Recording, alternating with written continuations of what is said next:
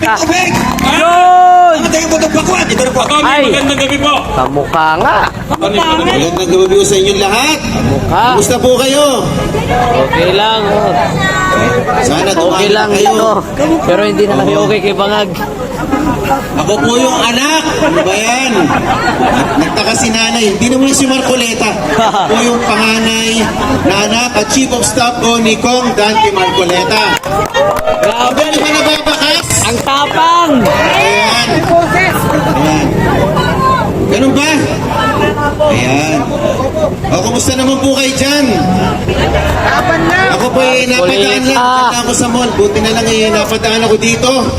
At ako ay kaisa ninyo, no, sa pagtatanghal ng katotohanan at paglalaban ng karapatan ng mga kababaihan. Alam niyo naman ang nangyari kay Attorney Zuleika Lopez. Hindi naman siya kriminal. Ha? Ha? BP Inday. Alam niyo ba, sasabihin ko lang, nung Friday night, 11:56 p.m., tinawagan ako ni BP Sara. Medyo trembling si BP Sara, sabi niya, kasama niyo ba si daddy mo? Kasi andito isang truck ng pulis. Hahakutin na nila si Attorney Lopez at dadalhin sa Women's Correctional. Sabi ko, anak ng tipaklong naman. Hindi naman convict yan, bakit nyo dadalhin doon? Ha? Ano nangyari? Kung nabasa nyo lang yung order na nirelease ng House, hindi ko alam, baka kinder ba o prep yung nag-prepare ng order na yun? Hindi ko alam. Kahit siguro prep, hindi maiintindi yung order na ginawa niya. No, masyadong, hindi ko alam. Nakakabobo. Hindi ko alam bakit ang mga namumutawi ngayon sa Kongreso, mga convict. O ayun, nandito pala si BP Sara, meron minsan ihahatid sa atin. Oy! Hello po, Vice Sara, Vice BP, nandito po kami. Kasama ko po si Congressman Marcoleta, yung anak. Si Atty. Paulo po nandito. Medyo may delay. Ayan. Ayan, si BP Sara.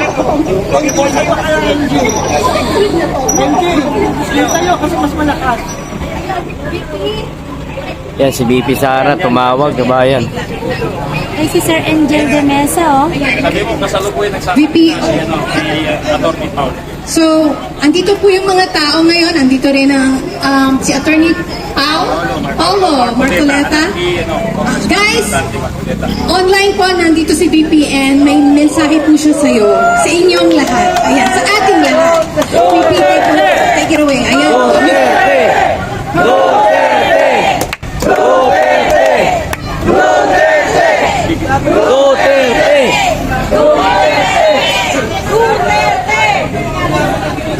Ayan, pakinggan na po natin siya. VP, hey.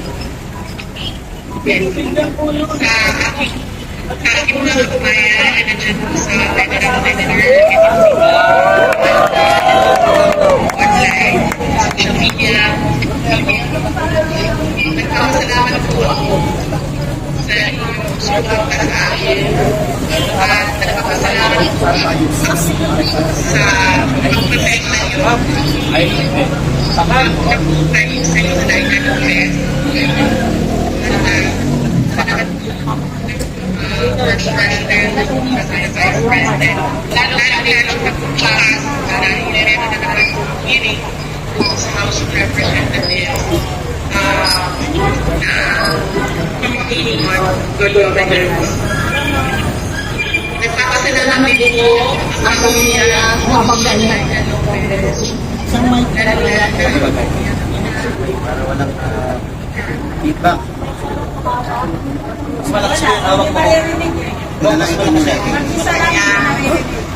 Alam po natin, alam po rin mo, nagdadaan ka na.